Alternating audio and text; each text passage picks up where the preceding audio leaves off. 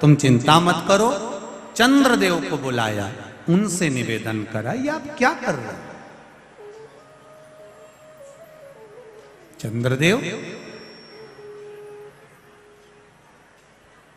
आप एक पर अपना स्नेह रखते हो, बाकी के सब पर स्नेह नहीं होता। चंद्रदेव ने कहा आगे से गलती नहीं होगी। सारी रानियों पर बराबर का स्नेह करा। थोड़े दिन बाद चंद्रदेव वापिस वैसे की वैसे ही हो गए। रोहिणी पर उनका स्नेह प्रबल हो गया। फिर वापिस उन्होंने सब पर स्नेह करना बंद कर दिया। शिव कथा कर रहे, शिव महापुराण की कथा कर रहे। अब की बार चंद्र को बुलाया और चंद्रदेव को बुलाकर कहा कि चंद्रदेव, तुमने फिर गलती कर दी है। मैं श्राप देता हूं तुमको चंद्रदेव, तुम्हारी काया का तुमको जो अभिमान है, ये काया छिन्न हो जाए। चंद्रदेव की काया छिन्न हो रही, टपक रही।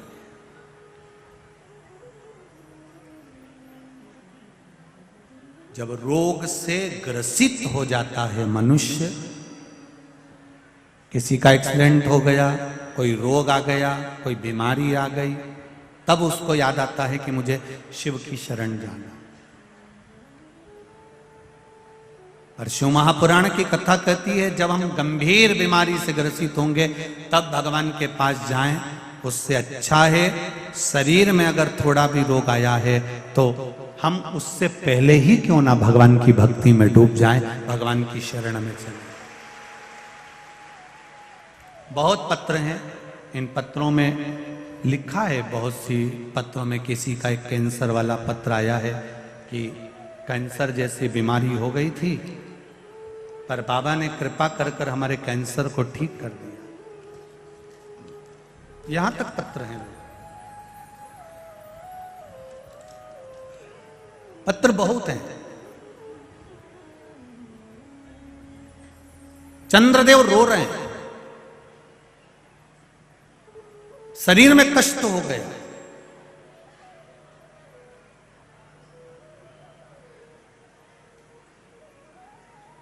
एक बात चंद्रदेव के जीवन में चंद्रदेव को समझ में नहीं आई। मेरा शंभू कहता नहीं है कुछ भी, पर बता देता है। पर नारी, पर धन, किसी के पड़े हुए धन, किसी की चेन, किसी का मोबाइल, किसी का पर्स तुमको मिल गया, उसमें से तुमने कितने दिन अपनी जिंदगी खुश होकर जी ली? कितने दिन जियोगे?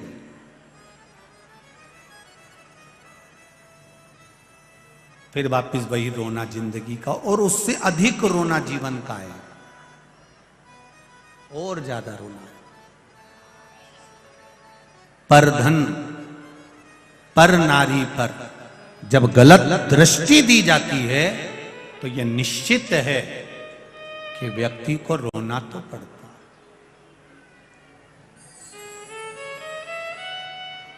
भगवान ने शरीर दिया है, काया दी है, इसका इतना अहंकार मत करना कि अंत समय तुम्हारा रोग से ग्रसित होकर निकले।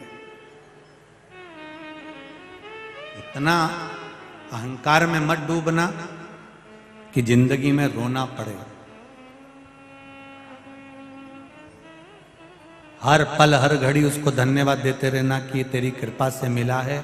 शरीर भी दिया तो तूने दिया, घर भी दिया तो तूने दिया, बच्चे भी दिए तो तूने दिया, खाने के लिए दांत भी तूने दिया तो उधर भी तूने दिया, और भोजन भी तू ही दे रहा है।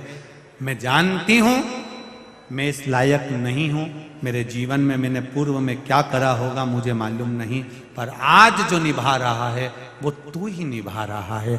मेरा महाकाल, मेरा महादेव निभा रहा है, कोई दूसरा नहीं। काया खराब हो गई चंद्रदेव की।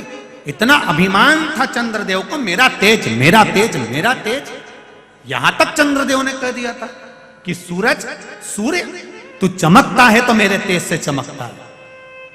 चंद्रदेव ने एक दिन भगवान विष्णु से भी कह दिया था, तुम्हारे शरीर पर जो तेज है और वैकुंठ में तेज है वो मेरी ओर से। चंद्रदेव ने एक बार गुरु बृहस्पति जी से कह दिया था, संपूर्ण ब्रह्मांड में जितने ग्रह चमक रहे हैं ये चंद्र से चमक रहे हैं। चंद्र के सिवा किसी की सामर्थ्यता नहीं कि कोई चमक जाए। चंद्र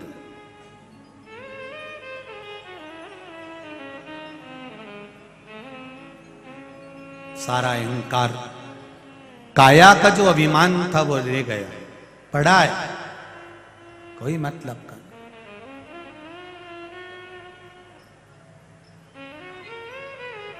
बड़ा है। ब्रह्मा जी के पास में सूचना पहुंची तो ब्रह्मदेव ने नारद जी से कहा, नारद चंद्रदेव से कहो कि शिवलिंग का निर्माण करे और उसकी पूजन करे। समय पूछा गया, शिवजी के पूजन का समय क्या रखा जाए। ब्रह्मा जी ने कह दिया, चंद्रदेव से कह दो संसार में जन्म लेने वाले मनुष्य का मौत का समय बता दे कि मरेगा कब। जब इंसान को मृत्यु का समय नहीं मालूम कि कब मरेगा तो पूजन का समय क्या पूछना। हर पल दिन रात भगवान की भक्ति ऐसे करो कि मैं अगले पल जीवित रहूंगा कि नहीं रहूंगा। जब मौत का ठिकाना नहीं तो मरने का क्या ठिकाना, भजन का क्या ठिकाना। कोई कहता भगवान का भजन दिन में करो रात में मत करो, कोई कहे शाम को करो सुबह मत करो, कोई कहे अभी करो बाद में मत करो। सबकी सुनो। पर शिव महापुराण कथा कह रही है कि कब मरोगे तुमको मालूम है क्या। जब तुम्हें मरने का नहीं मालूम है, मालूम पड़े रोटी खाता खाता लुढ़क गया तो उससे पहले ही शंकर का भजन कर लो, उससे पहले ही एक लोटा जल चढ़ा लो, उससे पहले ही शिव की भक्ति कर लो, भगवान का भजन कर लो, राम कर लो, कृष्ण कर लो, शिव कर लो। मृत्यु का ठिकाना नहीं है कि कब मरोगे। तो भजन का भी कोई समय नहीं है, तुम्हारी मर्जी पड़े तब करो, पर शिव का भजन।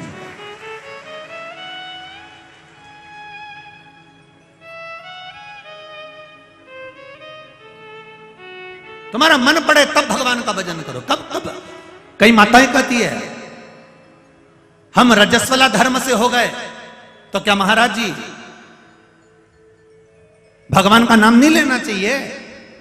हम कहेंगे मंदिर मत जाओ, हम कहेंगे देवालय मत जाओ, हम कहेंगे भोजन मत बनाओ, हम कहेंगे पूजन मत करो, पर हम ये कभी नहीं कहेंगे कि तुम भगवान का नाम मत लो।